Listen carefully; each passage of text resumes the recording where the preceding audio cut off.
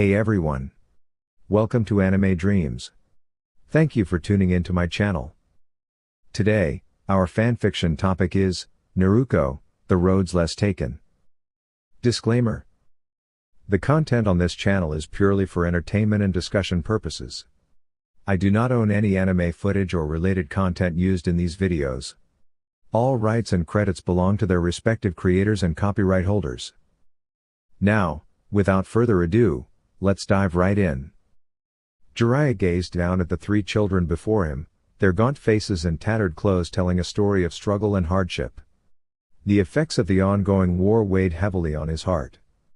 The once vibrant lands of Imigakure were now marred with suffering, with countless young lives lost or wandering aimlessly, trying to survive. "Please," the orange-haired boy at the front said softly, his voice barely audible. "Could you spare some food?" Before Jiraiya could respond, Orochimaru's calm yet detached voice interrupted from his right. "Should we end their suffering?"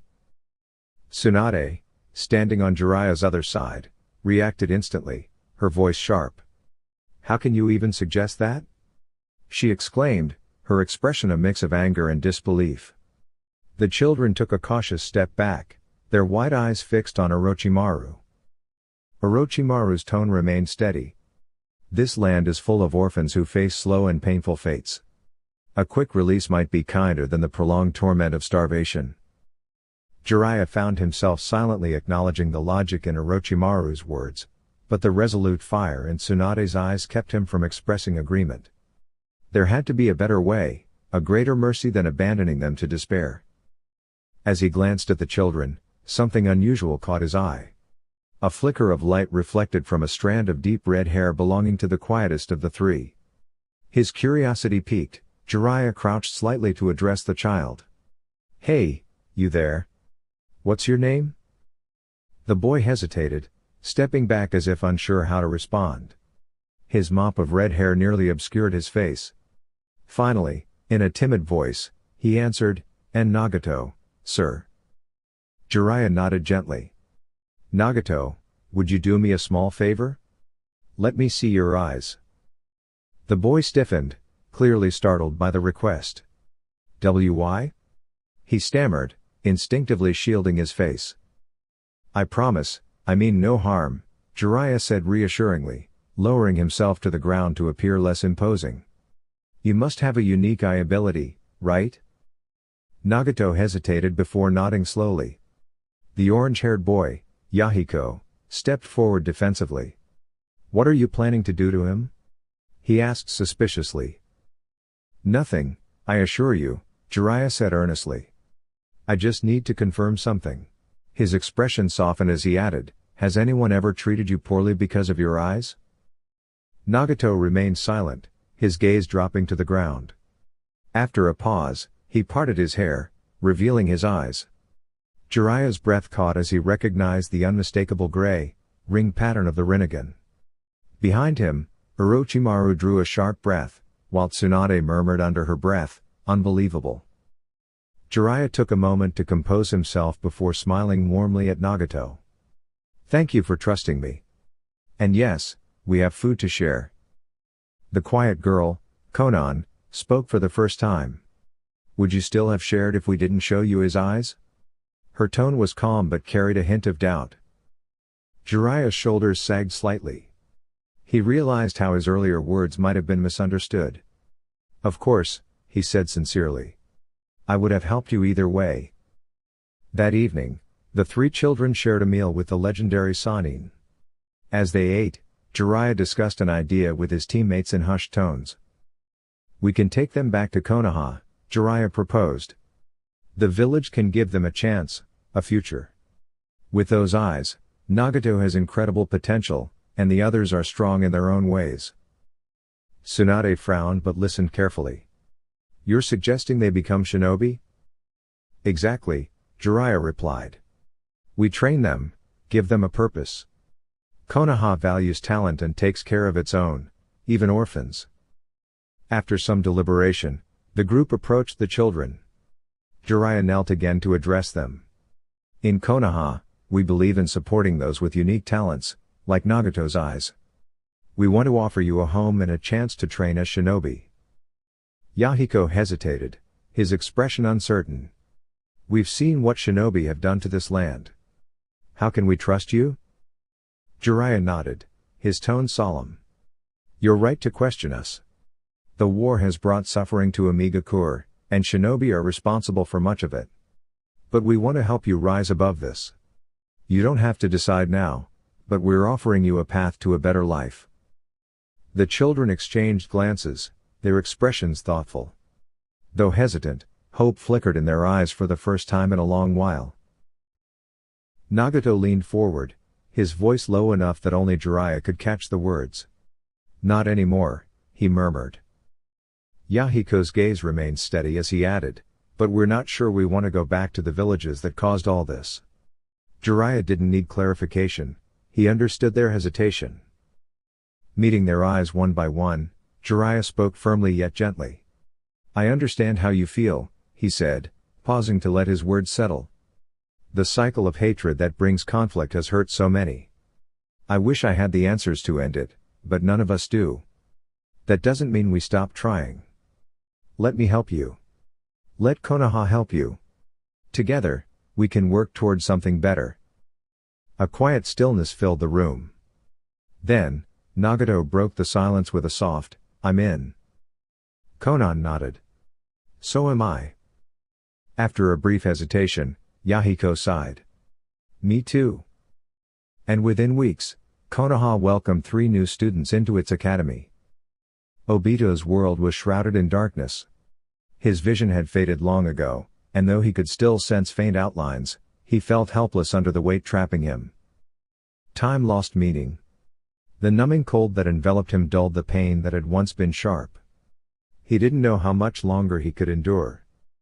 Faint noises reached his ears, followed by a deep, unfamiliar voice. Uchiha Obito. I believe we can assist each other. You're too late, Obito whispered, his words slow and weak.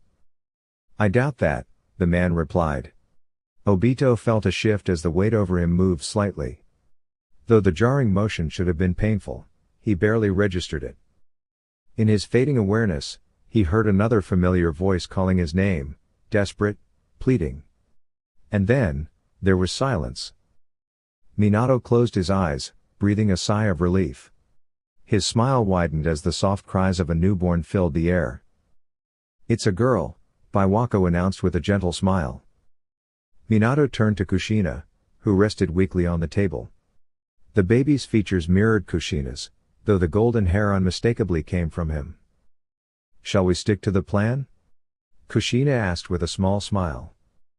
Minato nodded. Yes. Her name will be Naruto. Before they could savor the moment, an older voice interrupted.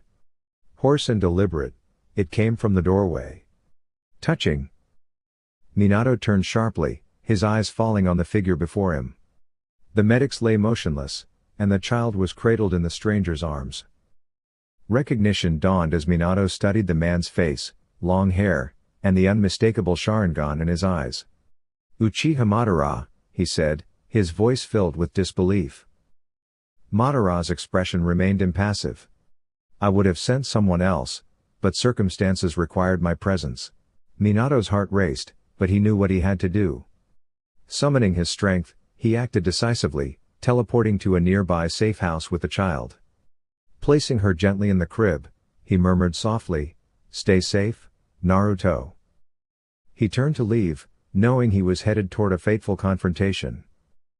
Nagato's fist struck the Hokage's desk, his expression resolute. This is unacceptable, he declared.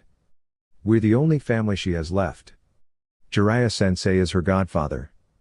How can you ask us to step away from her?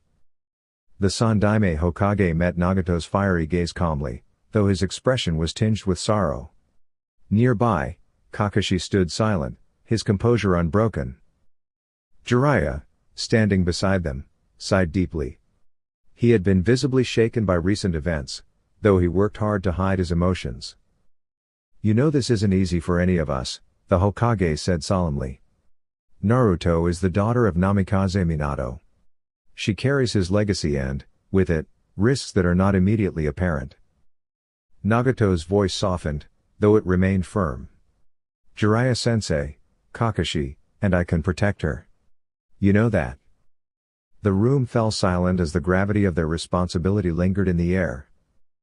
The newly reinstated Hokage shook his head, his exhaustion evident. I don't doubt it, he said quietly. Unfortunately, Danzo isn't wrong when he suggests that the safest option is to prevent her from becoming a target altogether. Jiraiya nodded reluctantly. So, we cut all obvious ties between the child and her parents, he said solemnly. The three of us will interact with her only when absolutely necessary to avoid drawing unwanted attention. And because she could be targeted by your enemies as well, the Hokage added gravely. If rumors spread that Jiraiya of the Sannin, Nagato with the Rinnegan, or Kakashi the copy ninja had taken a young child under their protection, there would be no shortage of people who'd see her as a threat. Nagato clenched his fists tightly. They will despise her, he said bitterly. Minato-sama hoped she'd be honored as a hero for containing the Kyuubi. But after tonight? He let out a dry, humorless laugh. She'll be fortunate if there isn't an attempt on her life within the first few months. The Hokage's expression darkened as he lowered his gaze. I know. He replied softly. That's why I've already passed a decree. Severe penalties will be issued to anyone who speaks about the Kyuubi's containment in public or in front of those unaware. At least this way, the younger generation might grow up without inheriting the same hatred. Hatred isn't logical, Hokage-sama. Nagato burst out, rising to his feet. The children of this village won't need an explanation to mirror their parents' disdain. The animosity toward Jinchuriki runs deep, poisonous and enduring. With this hanging over her, we're not just worrying about attacks from others. I'm more concerned about what happens if she turns that hatred inward. Do you think I am unaware of the challenges ahead? The Hokage said, his legendary composure showing signs of strain as he stood, his gaze steady on the Jonin's unique eyes. Do you think I don't understand the struggles the girl will endure? Or how overwhelming her journey may seem at times? He exhaled slowly, steadying himself. I will do everything in my power to support her, said the Sandaime, his tone softening. I will ensure she receives all the care and rights granted to any orphan in this village. Above all, I will make certain she knows she has at least one ally, myself. But you must understand this, Nagato-san. He paused, closing his eyes briefly before meeting their gazes. Naruto is her parents' child. With their legacy, I am confident she will find the strength to overcome any challenge and find happiness, but only if we allow her the chance to grow through it. I will ensure she has that opportunity, no matter the cost. She will live. Even if I must shield her myself, Minato and Kushina's daughter will survive. I ask you to trust me in this. Nagato met the Hokage's weary gaze briefly before lowering his eyes. The day she learns the truth, he said quietly, I want to know. So I can offer my apologies. Me as well, Jiraiya added solemnly. And me, said Kakashi, breaking his silence. The Sandaime sank back into his chair, his expression heavy with responsibility. I will bear the burden of her anger if it means she remains safe. Her survival is my priority, even if it costs me her trust. He glanced at each of them. This will be one of the most challenging tasks you have faced. Until she approaches you of her own accord, you must not offer her friendship. Be kind, but keep your distance. Do you understand? Each of them nodded in acknowledgement. Nagato closed his eyes in resignation. Is this truly the nature of the world? Must humanity always grapple with hatred? The answer was clear. Jiraiya had dreamed of peace for decades, sharing his vision with both Nagato and Minato.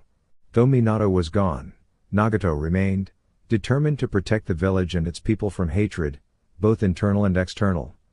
He knew, however, that defending one life while breeding resentment in others would only perpetuate the cycle. For now, the village was a home to a single orphan girl, and for her, Nagato would do what was necessary. Hinata's eyes widened in fear. The scent of sweat filled her senses as the man carrying her moved swiftly through the forest, her hands bound and her voice silenced by a gag. All she could hear was his heavy breathing. What is happening? She wondered, terror gripping her young heart. Where am I? The man was the head ninja of Kumagakure, a figure she knew little about, save for the belief that he was in Konoha to establish a peace treaty. Now, she was certain that was not true. The man came to an abrupt halt. Hinata twisted in his arms, trying to see ahead. Standing before them was a man with long, dark red hair obscuring one eye. The other eye gleamed gray, marked with concentric rings. He wore a Konoha Jonin's flak jacket over a simple mesh shirt and dark leggings. She recognized him from Whispered Tales, Nagato, known as the Six Paths Sage. Nagato regarded the scene with calm intensity. If this is Kumagakure's idea of diplomacy, he said dryly, then your village's strategies are more reckless than I imagined. The head ninja glared at him. You can't stop me, he growled. Kumo will have the Byakugan. Nagato sighed, his expression unyielding. You should reconsider your actions, he said evenly. The Hyuga clan is one of Konoha's strongest lineages. Stealing their dojutsu would not only provoke them but could ignite a war. And make no mistake, Kumagakure would not emerge victorious. His visible eye narrowed. Perhaps focus on securing alliances with the mist first, they'd have more to gain from opposing the land of lightning than the land of fire, wouldn't they? The head ninja hesitated, his eyes narrowing before brandishing a kunai and holding it against Hinata's neck. Take one step, and the girl won't survive, he warned. Hinata's wide eyes pleaded with Nagato, though fear paralyzed her. Nagato remained calm. You will not escape, he said firmly. I've already delayed you long enough. Reinforcements are on their way. The head ninja smirked darkly. I am Kumagakure's head ninja. Your village's forces can't stop me. Move, and she dies. Nagato exhaled softly, his gaze unwavering. Then so be it. Rikudo no Jutsu, Tendo. Hinata suddenly felt herself being lifted off the ground and found herself gently landing in Nagato's arms. Stop right there. Called out the Kumo ninja, launching himself toward Nagato. With calm precision, the Rinnegan wielder reacted swiftly. He turned with impressive speed and intercepted the attack with a well-timed maneuver, deflecting the ninja mid-air. Before the Kumo ninja could recover, Nagato leapt gracefully, seizing him mid-flight. In a seamless motion, they landed on a nearby tree branch. Nagato extended his hand and softly spoke, Rikudo no Jutsu, Tendo. The ninja found himself suspended in mid-air, unable to move. Though he reached for a weapon, it was in vain. Nagato was already forming a series of hand seals with practiced speed. Genjutsu Shibari, Nagato said with precision, completing the technique. The Kumo ninja froze, completely immobilized. With a measured strike, Nagato rendered him unconscious and let him drop gently to the ground. Without wasting a moment, Nagato turned to untie Hinata. As soon as she was freed, Hinata embraced him tightly, her tears soaking into his flak jacket. Thank you, she whispered, her voice trembling. You're welcome, Nagato replied with a small, reassuring smile as he gently helped her down to the ground. After ensuring she was steady, he secured the unconscious Kumo ninja with a rope retrieved from his holster. Looking up at the surrounding trees, Nagato called out, You can come down now, Hayashi-san. Hinata's father descended swiftly, his expression a mixture of relief and concern. He hurried toward his daughter. Hinata, he said, his voice soft yet full of emotion, as he embraced her warmly. She held on to her father, comforted by his presence. I'll take this man to Sandaime-sama, Nagato said matter-of-factly, motioning to the restrained ninja. Hayashi-san, I recommend letting Hinata rest after such an ordeal. Hayashi nodded, turning to Nagato. For the first time, he spoke with respect. Nagato-san, I owe you my gratitude. I regret the tensions that have existed between us. Nagato waved off the comment with a slight shrug. The Hyuga clan has its traditions and pride, and the Byakugan is a treasure of Konoha. I'm just someone from Ame who happens to have the Rinnegan. It's natural for misunderstandings to arise. I harbor no ill feelings. Hayashi regarded Nagato with newfound respect. You are a man of great character, Nagato-san. Thank you, Nagato said, bowing slightly. I feel the same about you. But I must take my leave. He gestured to the captive on his shoulder. There's work to do. Before leaving, Nagato turned to Hinata, his expression softening. Hinata, he said gently, kneeling to meet her gaze, you've experienced helplessness today, and it's natural to feel shaken. But don't let this moment define you. You're a member of the Hyuga clan, one of the most respected in Konoha, and, more importantly, you're a kind and compassionate person. Those traits are your strength. His words resonated with her, offering reassurance. You have the potential to achieve greatness, he continued. Believe in yourself, and never let doubt hold you back. Hinata nodded, her determination renewed. Nagato turned to Hiyashi. I trust you'll support her and nurture her confidence, Hiyashi-san. That's the key to her growth. Hiyashi inclined his head. Thank you, Nagato-san. You've given me much to reflect on, and I am deeply grateful. With a final nod, Nagato disappeared into the trees, his figure fading into the distance. Hiyashi watched him go, his respect for the man deepened. Hinata stood beside her father, her heart filled with gratitude and a newfound sense of resolve. The third Hokage gazed down somberly, his expression heavy with resignation. Very well, Itachi, he murmured. I will ensure Sasuke's safety. What is your course of action? I will become a missing nin, Itachi replied softly. Sasuke will dedicate himself to becoming stronger, driven by the desire to avenge our clan. One day, I will allow him to succeed. By then, he will have grown into a powerful shinobi, committed to protecting the village and ensuring that such a tragedy never befalls another family. The Hokage leaned back, his voice tinged with resolve. We must ensure he never learns the truth, that the council orchestrated this mission. The darkness outside mirrored the weight of the night's events. Hiruzen Sarutobi understood Danzo's role in fortifying Konoha's power, yet in this moment, his disdain for the man had never been stronger. This night was a tragedy, one that left a permanent stain on his conscience, no matter how minor his role might have been. Ultimately, the decision regarding the Uchiha was never directly approved by Hiruzen. Danzo had taken matters into his own hands by forging Hiruzen's signature to authorize the mission. Yet, Hiruzen chose not to address this publicly or legally. He understood that Danzo had acted because Hiruzen would not have permitted the council to take such a drastic step otherwise. The council comprised 4 individuals. By protocol, decisions were made by majority vote, with a tie favoring the Hokage. In this case, 3 members of the council stood in agreement against Hiruzen, all advocating for decisive action regarding the Uchiha. Hiruzen foresaw that a formal vote would overrule him, and enforcing his limitations on the Hokage's powers would prove impossible under such circumstances. Recognizing this, Danzo circumvented the vote by forging authorization. This both enacted the council's decision and shielded Hiruzen from accusations of authoritarianism. Hiruzen, deeply disheartened by the outcome, reflected on the gravity of the situation.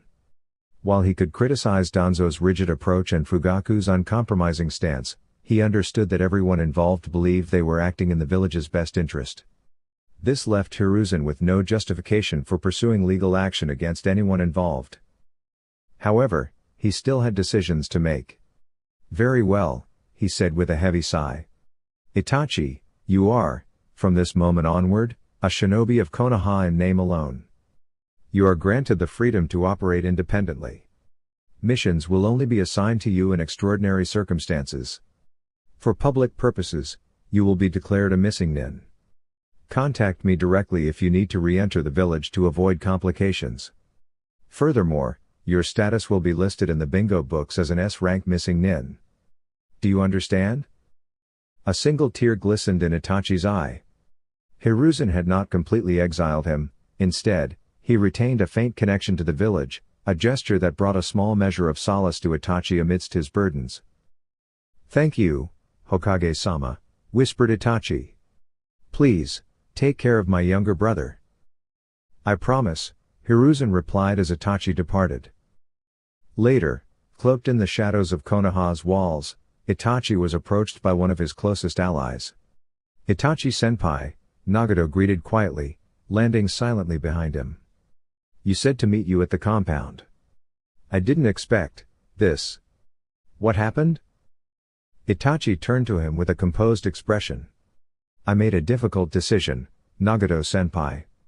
One that will define the rest of my life." They stood in silence for a moment before Nagato gave a faint smile. "You've always had a way of making things sound dramatic," he remarked. Despite their camaraderie, the Anbu life never appealed to Nagato, though he respected Itachi's dedication. "I trust Sasuke is safe?"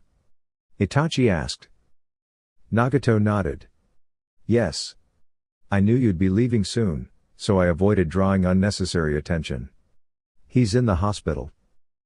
"Thank you," Itachi said, meeting Nagato's gaze. "We may never meet again as allies." "Don't be so sure," Nagato replied with quiet confidence. "I'm working with Jiraiya-sensei and Naruto to break the cycle of hatred. Someday, we'll succeed." "Let me guess, this wasn't your decision alone, was it?" Itachi nodded.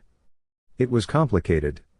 The council outnumbered the Hokage, and the situation spiraled." "I'll ask him about it when the time is right," Nagato said thoughtfully. "As for Sasuke, he'll resent you for this, won't he?" Itachi hesitated before responding, "He'll hate me. But perhaps that is for the best." Itachi nodded, a faint wince crossing his face. "That is the objective," he replied. "After all, I employed a time-altering genjutsu, forcing him to witness me kill our family repeatedly for 72 hours. "Kami above," Nagato murmured, his eyes wide. "I saw that once, and it made me despise Konoha. At least until I met Jiraiya-sensei. Are you sure you didn't go too far?" "It was deliberate," Itachi responded without hesitation. "That was the intention, he must become stronger, Nagato-senpai." Nagato let out a dry chuckle. "For Konoha?" "For peace," Itachi corrected. Nagato closed his eyes, his voice softening. "One day, Jiraiya-sensei and I will succeed, and then you'll understand peace," he said. "But this isn't it." Itachi shook his head slowly. "The Uchiha were planning a coup," he remarked. "That would have been far worse." "That's not what I mean," Nagato countered. "The path of vengeance never leads to peace. It only fuels the cycle of hatred." "It doesn't when it's aimed at me," Itachi responded quietly. "I am unloved, and by killing me, my cycle will end." "It won't," Nagato murmured. "The day you die, Yahiko, Konan, and I will begin to hate Sasuke. We won't be able to avoid it." Itachi looked down, his voice steady. "You can choose not to act on it. Most people cannot." Nagato sighed, offering a wry smile. "We'll never see eye to eye on this," he said quietly. "But in the end, you've given Konoha a very twisted avenger, and perhaps that's for the best." Itachi raised an eyebrow. "Why?" Nagato chuckled dryly. "If we can convince him to abandon vengeance," he said, "then we'll have the power to do anything." Itachi paused, then offered the faintest of smiles. "I can honestly say I hope you succeed," he said softly. "Even if it disproves your theories?" Nagato asked, offering a smile. "Especially then," Itachi affirmed. "Goodbye, Nagato-senpai." "Itachi-senpai," Nagato placed a hand on his shoulder. "Survive," he said softly. "Take care of yourself. One day, I hope to contact you with a message saying that Sasuke has found peace and that you can return home. Please, don't give up." Itachi nodded and embraced him. "My friend," his voice softened. "I will survive, if only for that glimmer of hope." "Good," said Nagato, returning the embrace. "Goodbye, Itachi-senpai." "Goodbye, Nagato-senpai," Itachi whispered, before turning and leaving.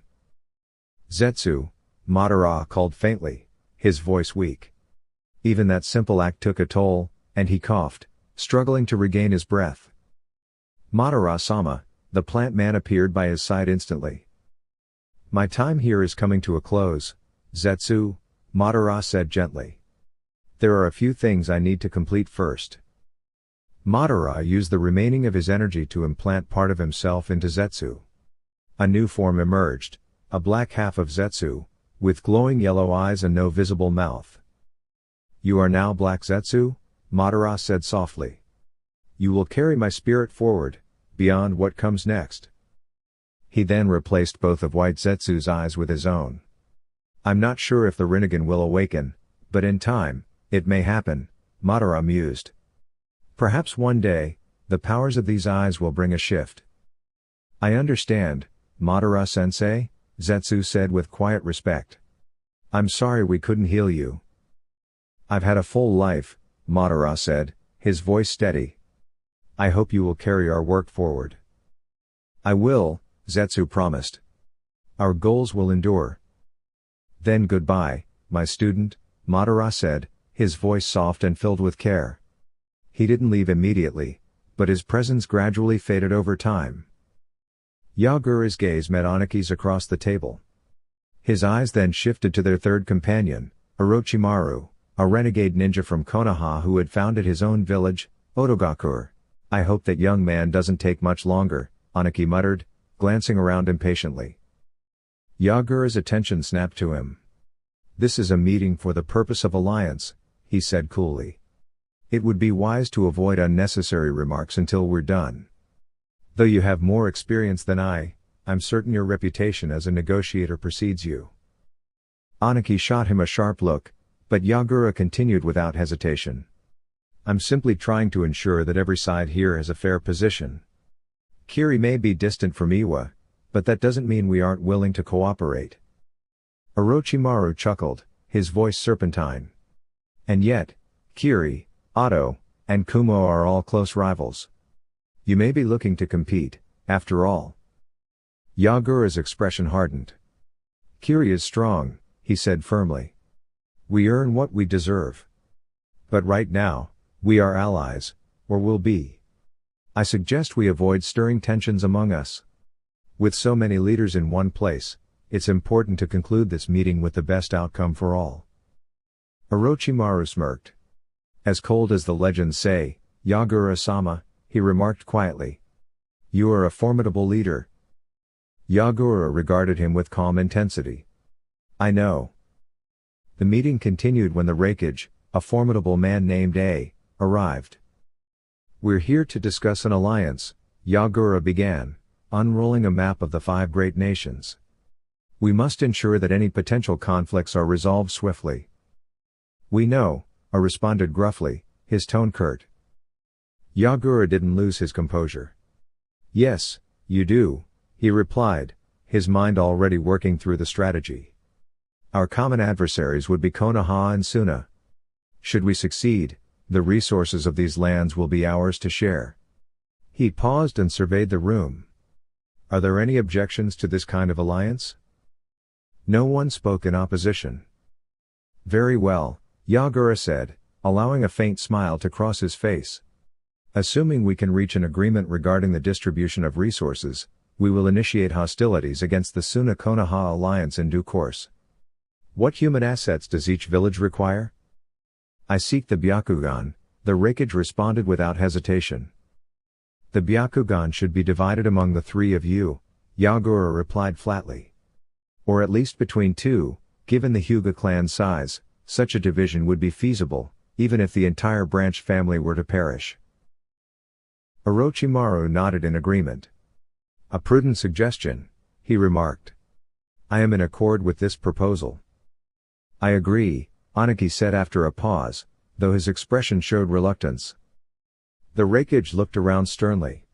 If I am to share the Byakugan, I expect to retain certain other Kekkei Genkai for myself, she stated plainly. I've spent considerable time tracking down that The Sharingan is mine, Orochimaru responded quickly. It is my primary goal.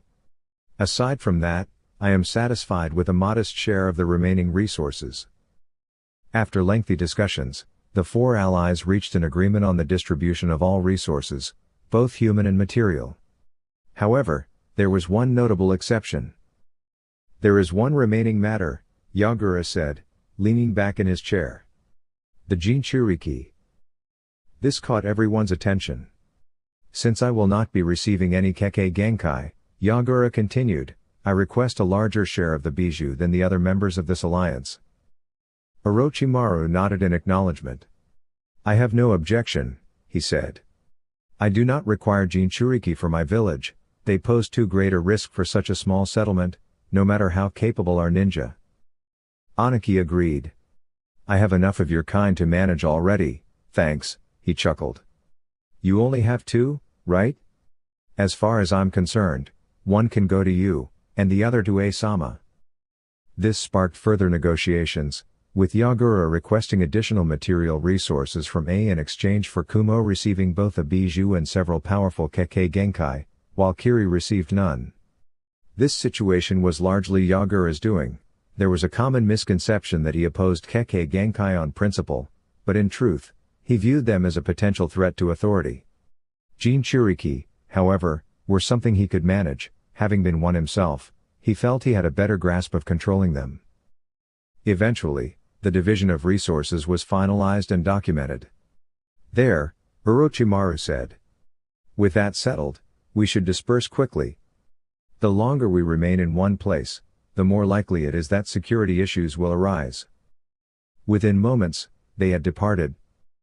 Within days, they were fully mobilized. In a matter of weeks, Konoha and Suna found themselves in conflict. The Fourth Shinobi World War had begun. Naruto was 11 years old. The girl is a Jinchuriki, Danzo stated firmly. If she does not become a ninja, we will be at a significant disadvantage. Why can't you understand that? Koharu shot him a sharp look. The QB is a force far too great to control without rigorous training. She retorted. Training we cannot provide her, especially in the midst of this war. Only a handful of Jinchuriki have ever managed to control their bijou, Danzo growled. The only known cases are Yagura and Killer Bee, both of whom have been trained to oppose us. They control 6 Jinchuriki, while we only have 2. We cannot afford to waste them. We should consider forming an alliance with Takigakur, Hiruzen suggested thoughtfully. Their Jinchuriki could be of great value. Danzo shot him a skeptical glance. And what would Takigakur gain from such an alliance? He asked. They're a small village and cannot afford to become embroiled in our larger conflicts. Sarutobi shrugged. If we succeed, we could offer them certain advantages, such as adjusting borders. But that's just a thought. He turned to the council members. Enough discussion.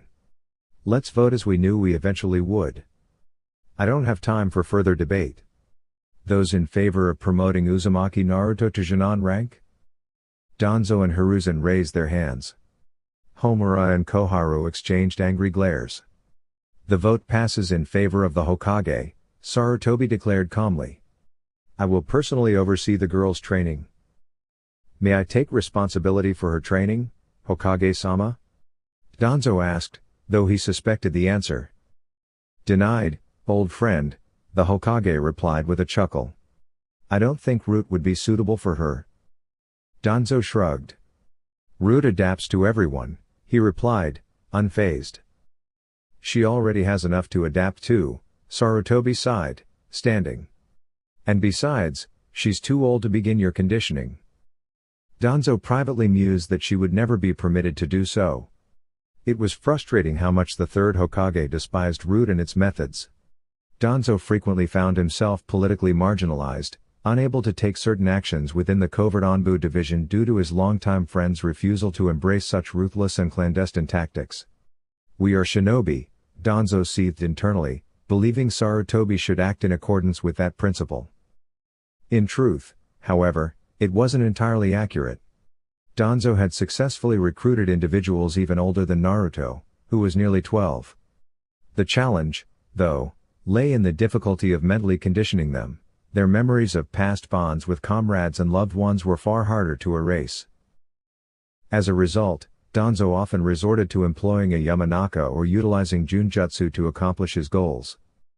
Admittedly, He concluded that mental conditioning might not be the best approach when dealing with the Jinchuriki of the Kyuubi. The embodiment of anger and hatred might inadvertently push the girl to her breaking point, and the consequences of that were unpredictable. "I believe this meeting is over," the Hokage stated as he stood. "Danzo, stay for a moment. We need to discuss strategy." The two other elders stood and bowed, though their gestures lacked the proper depth, and left in silence. However, Danzo could see the seething anger in their eyes. Sarutobi sighed and placed his hands over his face. "They've changed," he murmured after a pause. "I remember when they trusted me as a comrade." Danzo nodded. It was widely known that the Hokage's other advisors had been his fellow Genin.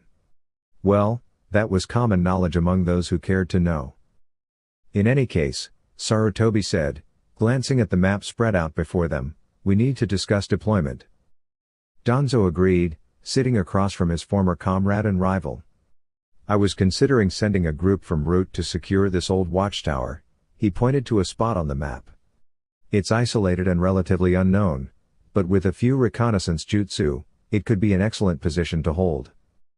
"Send some," Sarutobi concurred. "But I need your forces elsewhere as well."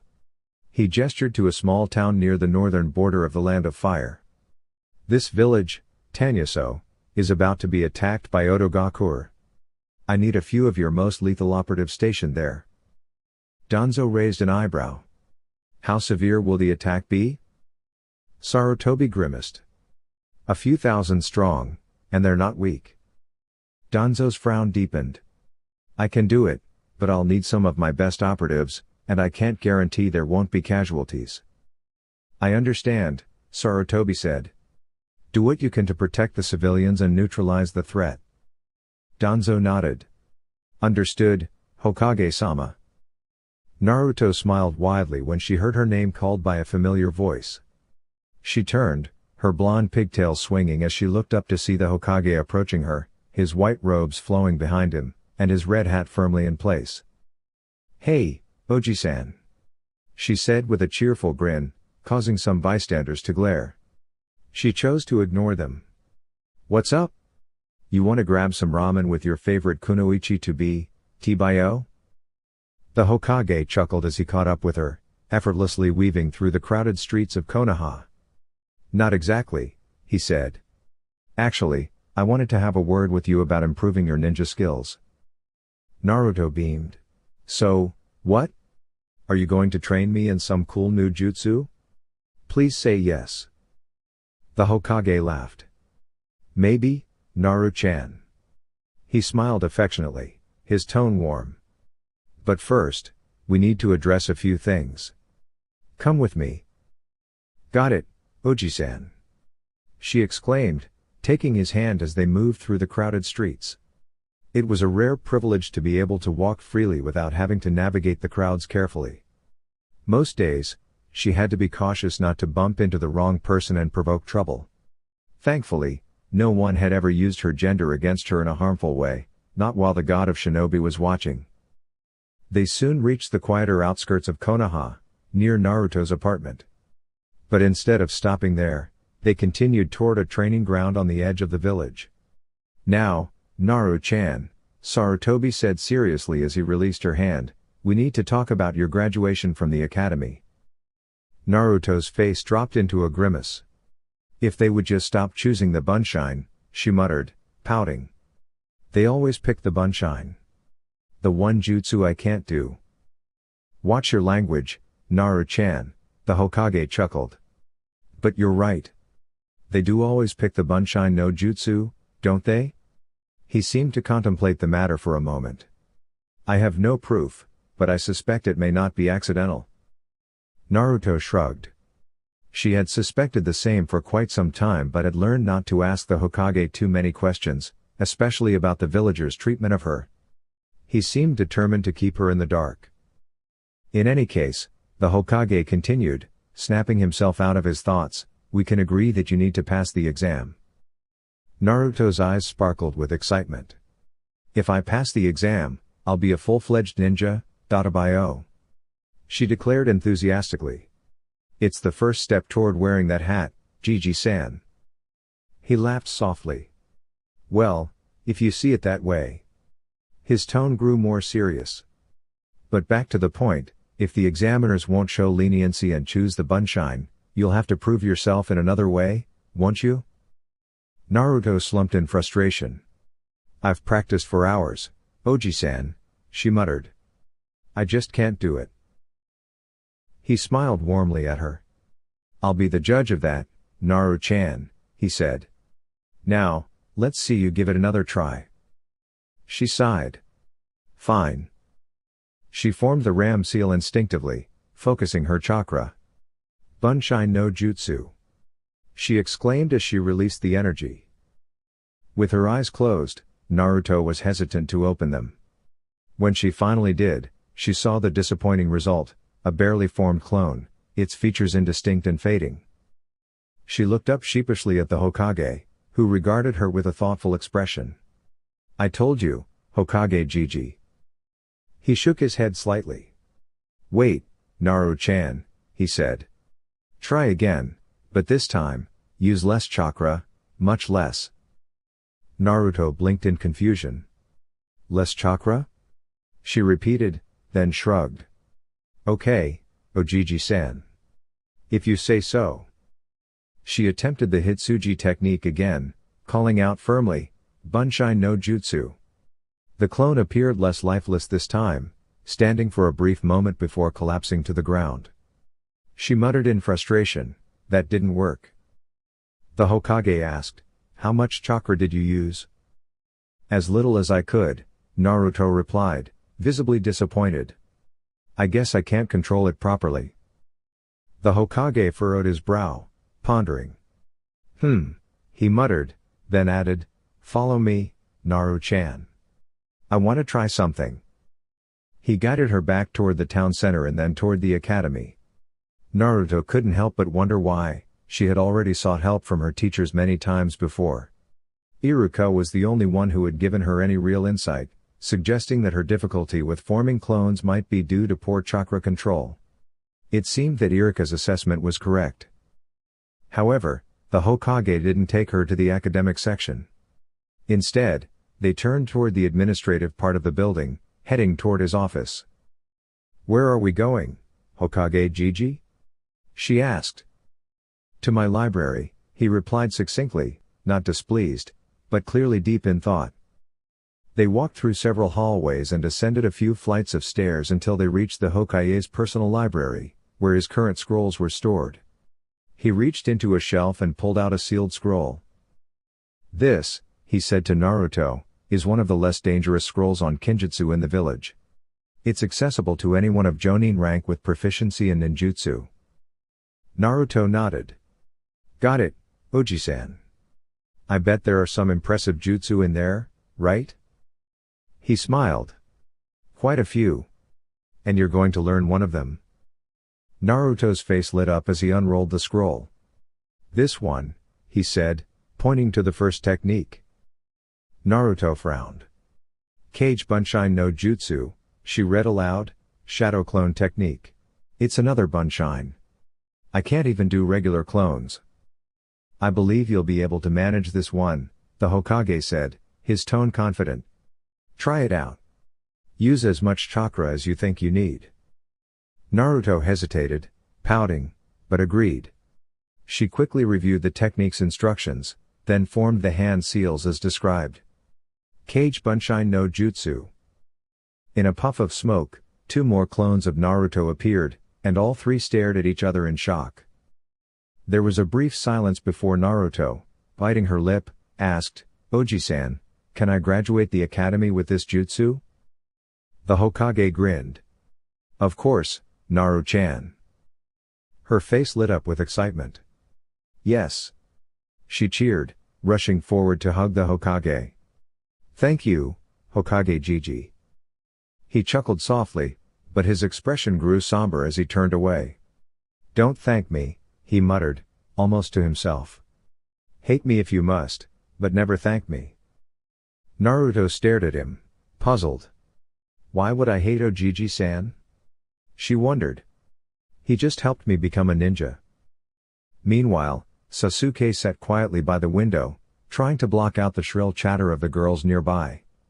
Thankfully, none had ventured too close yet, they were too preoccupied with arguing over who would sit next to him. Sasuke hoped Naruko would arrive soon and settle the seating arrangements, forcing the girls to sit where they were supposed to. He rubbed his temples, contemplating the strange pattern of Naruko arriving after most of the class. It's my own fault, he realized. If I didn't always arrive early, the girls wouldn't chase after me. But punctuality is important, and enduring this annoyance is good practice for emotional control. Just then, one of the girls, more specifically, one of the girls who wasn't part of the usual group, sat beside him. He glanced at her, realizing it wasn't one of the girls who typically surrounded him. Instead, it was someone he considered a real peer, Uzumaki Naruto. She wasn't interested in him in the same way they were, and though she was loud and persistent, Sasuke found it a relief that she didn't follow him around like the others did. Her presence allowed him a moment of peace. But, as expected, the girls soon noticed. "Naruto," hissed one of their leaders, Haruno Sakura. "Move. You don't even like Sasuke-kun." Sasuke silently thanked the heavens. "If I have to have a kunoichi on my team, I'd rather it be Hyuga Hinata or Naruto. At least she's less annoying than the others." Naruto shrugged indifferently, catching his eye out of the corner of her gaze. "Free seating on graduation day, Sakura-kun," she said with a mocking tone. "That means I get to pick where I sit." Sasuke briefly wondered if Naruto was doing this for him. The excuse seemed weak, but then decided she was just stirring up trouble as part of her usual routine. The kunoichi rivalry at the academy was notorious. On one side was nearly the entire female half of the class, and on the other was Naruto, standing alone. Hyuga Hinata wisely stayed out of it. Sasuke usually ignored these social dynamics, only occasionally smirking privately at Naruto's victories. The trickster was winning by a long shot. Once, she'd somehow managed to turn every one of her opponent's hair into a bright shade of pink for nearly a month. Even Sakura wasn't spared, finding herself with hair in Naruto's signature golden color. Sasuke snapped back to the present as Sakura shouted in frustration. "Move, Naruto!" she cried, pulling her fist back. Naruto dodged, and in the next moment, Sakura's punch landed squarely on Sasuke's jaw. When the spinning stopped, Sasuke heard Sakura's tearful voice beside him. "Oh, Sasuke-kun, I'm so sorry. Are you okay? Please be okay." "Sakura, if he wasn't okay, he'd have to be weaker than me, Dadabayo," Naruto's voice rang out from behind the pink-haired girl. "And while I agree with that sometimes, I don't think you want to be saying that to your precious Sasuke-kun." Sasuke watched as Sakura's face turned red, then glared at the blonde. "He has a brain to damage? What about you?" Naruto chuckled. "That stings, Sakura. Right here." She placed a hand on her chest in mock hurt, then glanced at Sasuke with a mischievous look. "What do you see in him, T-Bio?" There was a brief pause. "What?" Sakura asked in confusion. But she didn't have time to respond. In a flash, Naruto jumped from the floor onto the table, now standing in front of Sasuke as he lifted his head from the desk. Her bright blue eyes met his, full of curiosity. Sasuke couldn't help but notice how strikingly blue her eyes were. It was almost unreal. Suddenly, he heard someone scuffling behind Naruto, but before he could react, she was pushed forward. Their faces collided. His eyes widened. Her bangs brushed against his cheek, and a strand of her golden hair tickled his face. Her lips were incredibly soft. There was no taste. Naruto didn't wear any makeup, but the sensation was still surprising. It wasn't a kiss meant to convey anything, but it felt different. Time seemed to stop as the moment lingered, and then, with a swift movement, Naruto pulled back. They stared at each other, both blinking in surprise. Sasuke heard Sakura's hands crack in the background, but he wasn't paying attention to her fury. Naruto grinned mischievously. "I guess I can see it," she teased. "You're not bad, Sasuke-kun." Sasuke noticed the kun but wasn't fooled. It was just to provoke Sakura. Naruto, Sakura whispered, her voice filled with dangerous promise. You're dead. Naruto laughed, a wild sound, then jumped from desk to desk, dodging the angry mob. Catch me if you can, little children. She shouted, retreating as they rushed after her, completely forgetting about Sasuke. As they all chased after her, Sasuke remained still, lightly touching his lips, still a little dazed. They were still warm. He shook off the confusion. I am an Avenger, he told himself firmly. An Avenger? It was an accident, and it means nothing. Attachment only slows me down. Naruto is weak, and I must remain strong, only surrounding myself with those who can teach me. He didn't notice that he had thought of her as Naru-chan. Iruka prepared himself for another chaotic day as he entered his classroom.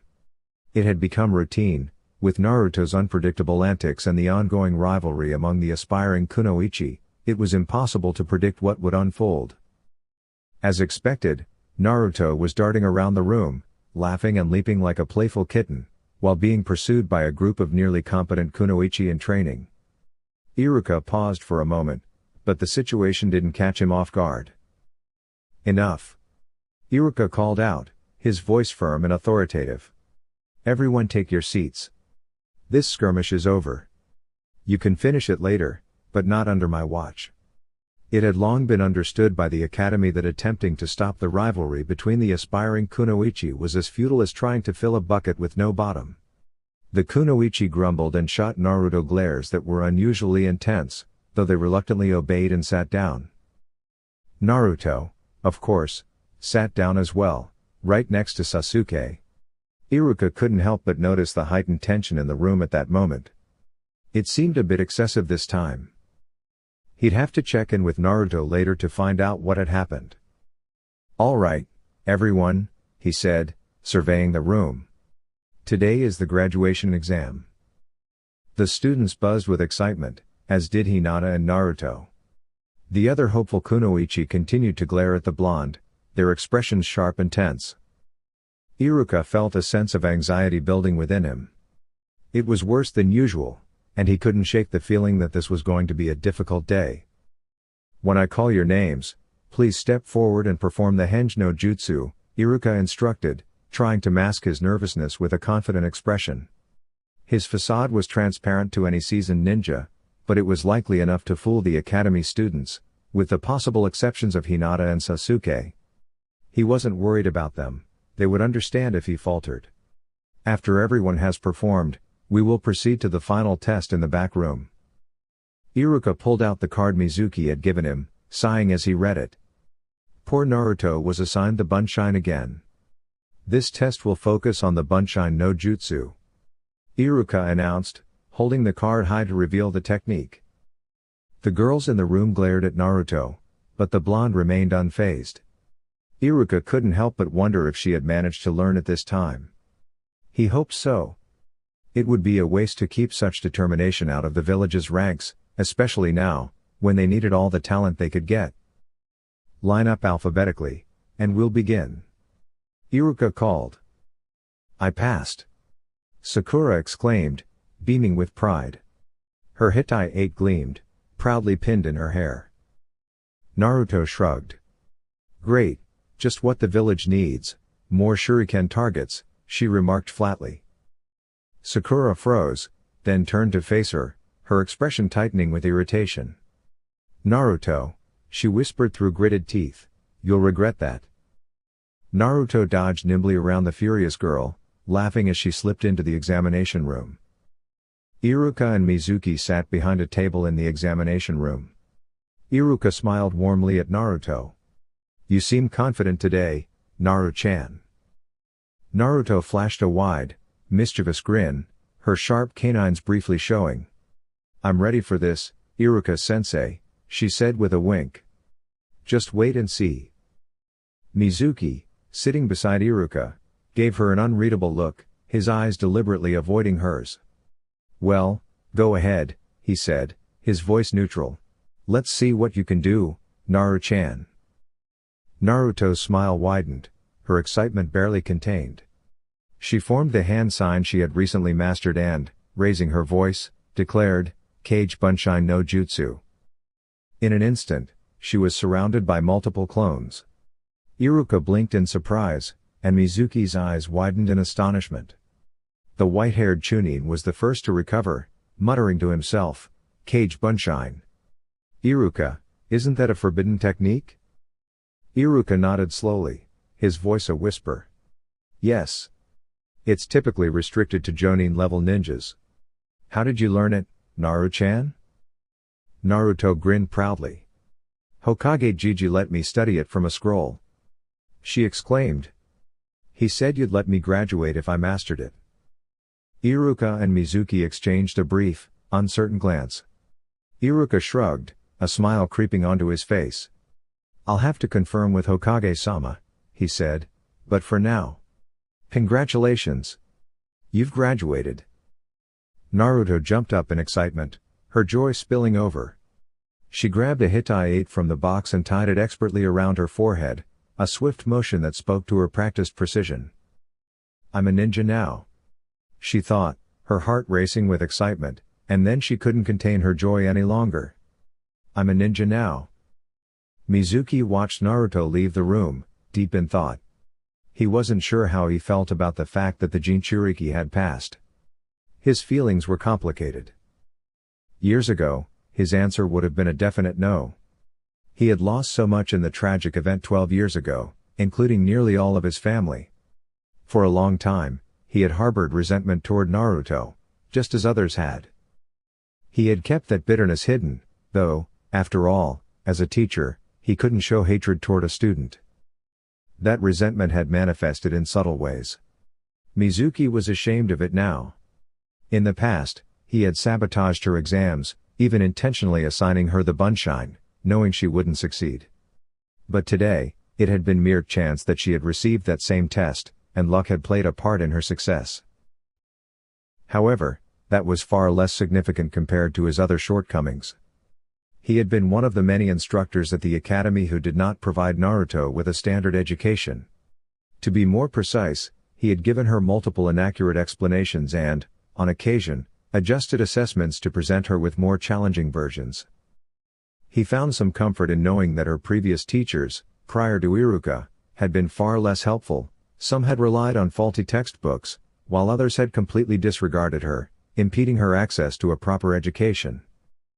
But since the war began, his perspective had shifted. Yes, she was the Jinchuriki of the beast that had caused immense suffering to his family and friends. Yes, she had a mischievous nature and often found herself in trouble.